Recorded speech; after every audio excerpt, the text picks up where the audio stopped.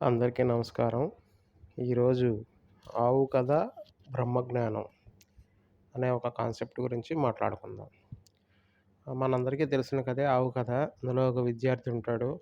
అతన్ని ఏ ప్రశ్న అడిగినా గూడా అతను దానికి సమాధానం మొదలుపెట్టి మళ్ళా ఆవు దగ్గరికెళ్ళిపోయి ఆవుకి 4 కాళ్ళు, 2 కొమ్ములు, ఒక తోక ఉంటుందన్నట్టు ప్రతి ప్రశ్నకి సమాధానం అదే విధంగా వెళ్తూ ఉంటాడు.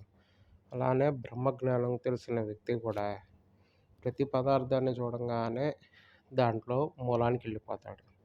ఇక్కడ బ్రహ్మజ్ఞానం అంటే ఏంటంటే ప్రతి పదార్థము మనకు కనిపించే ప్రతిదీ కూడా బ్రహ్మ పదార్థమే అనే విషయాన్ని మన బుర్రలోకి 100% ఫీడింగ్ అవ్వటం.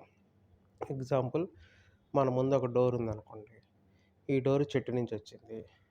అంటే మళ్ళా మనోళ్ళు అనొచ్చు, ఈ డోర్ మేము షాప్ నుంచి తెచ్చుకున్నాం కదా! సరే, షాప్‌కి గూడా ఎక్కడి నుంచొచ్చిందంటే షాప్ వాళ్ళకి కూడా వేరే ఇంకో చోట నుంచొచ్చింది. వాళ్ళకి అడవుల నుంచొచ్చింది. అడవిలో చెట్టు నుంచొచ్చింది. చెట్టు భూమి నుంచొచ్చింది. సరే, ఇంకొకటి మన కళ్ళెదురుగా కనిపించే ఫ్యాను. ఫ్యాన్ గూడా షాప్ నుంచొచ్చింది. షాప్ ఎక్కడి నుంచొచ్చింది? ఫ్యాక్టరీ నుంచొచ్చింది. ఫ్యాక్టరీ వాడు దానికి సంబంధించిన ఎక్విప్‌మెంట్ మొత్తం, మెటీరియల్ మొత్తం వివిధ చోట్ల నుంచి గ్యాదర్ చేశాడు. సపోజ్ స్టీలే అనుకుందాం. స్టీల్ ఎక్కడి నుంచొస్తుందండి? భూమిలో నుంచొస్తుంది. సో, ఎవ్రి పాయింట్ మరి ఇన్ని అయిపోయాక అంటే మీకు కళ్ళకి కనిపించే ప్రతీదీ కూడా భూమి నుంచొచ్చింది. ఏదైనా సరే. ఓపెన్‌గానే చూడండి. మీరు ప్రతీదీ అబ్జర్వ్ చేసి దాంట్లో లోతుగా గనక వెళ్తే ప్రతి పదార్థం కూడా మీ కళ్ళకి కనిపించే ప్రతి పదార్థం కూడా భూమి నుంచే వచ్చింది. మీరనొచ్చు, నా కళ్ళకెదురుగా ఇప్పుడు గాలుంది గదండీ! ఈ గాలి మరి భూమి నుంచి రాలేదు గదా! అని. దానికి గూడా ఒకటే. అట్మాస్ఫియర్ కేవలం భూమి మీద మట్టుకే ఉంది. మనం ఒక పరిధి దాటి వెళ్ళిపోయాక మనకి ఈ ఆక్సిజను, ఈ పీల్చేది గూడా ఉండదు. సో, మనకి గాలి గాని, ఏదైనా కూడా గ్రావిటేషనల్ ఫోర్స్ వల్ల భూమి ప్రెజర్‌ని భూ భూమి యొక్క గ్రావిటేషనల్ ఫోర్స్ వల్ల అది ఇక్కడ మనకి ఇట్లా స్టాగ్నేట్‌గా అయిపోయి ఉంది. సో, ఈ బ్రహ్మజ్ఞానం తెలిసిన వ్యక్తి ఎవరైనా సరే, మనకు కనిపించే ప్రతి పదార్థము బ్రహ్మ పదార్థమే అని, అది భూమి నుంచే వచ్చింది అని తెలుసుకున్నాక, మరి ఈ భూమి ఎక్కడి నుంచొచ్చింది అంటే, ఈ భూమి విశ్వం మొదలైనప్పుడు బిగ్ బ్యాంగ్ అనో ఏదో మన సనాతన ధర్మ ప్రకారం అయితే సృష్టి ప్రారంభమైనప్పుడు సృష్టించబడిందనో, లేకపోతే రేపు లేటెస్ట్ సైంటిఫిక్ అయితే బిగ్ బ్యాంగ్ ఉన్న ఎక్స్‌ప్లోషన్ ద్వారా వచ్చిన పార్టికల్స్ ద్వారానో, ఏదైనా సరే, ఏదైనా దానికి అంటే ఎయిదర్ బిగ్ బ్యాంగ్ ఆర్ సృష్టి ప్రారంభం ఏదైనా ఒకటే విధంగా ఉంటుంది కాబట్టి 2 గూడా అక్కడి నుంచొచ్చినాయనేది. అంటే సో, మన ఆలోచన ఏంటంటే మనం చూడంగానే ఆ వస్తువు అక్కడికెళ్ళిపోయింది. అంటే ప్రతిదీ గూడా సృష్టి ప్రారంభం నుంచే షేప్ మార్చుకుంటూ, షేప్ మార్చుకుంటూ, షేప్ మార్చుకుంటూ ఈరోజు దాకా వచ్చాము అని తెలుసుకోవటమే బ్రహ్మజ్ఞానం. ఈ బ్రహ్మజ్ఞానం తెలుసుకున్న వ్యక్తికి ఏంటి అంటే, ఇంక మళ్ళా దాని మీద సెపరేట్‌గా ఎమోషన్ ఉండదు. ఎందుకు ఎమోషన్ ఉండదు అంటే, ప్రతీదీ చూసినా గూడా అతని ఆలోచన అలానే ఎళ్ళిపోతూ ఉంటుంది. ఒక 2 మినిట్స్ అబ్జర్వ్ చేయంగానే స్వీట్ తిన్నాడు.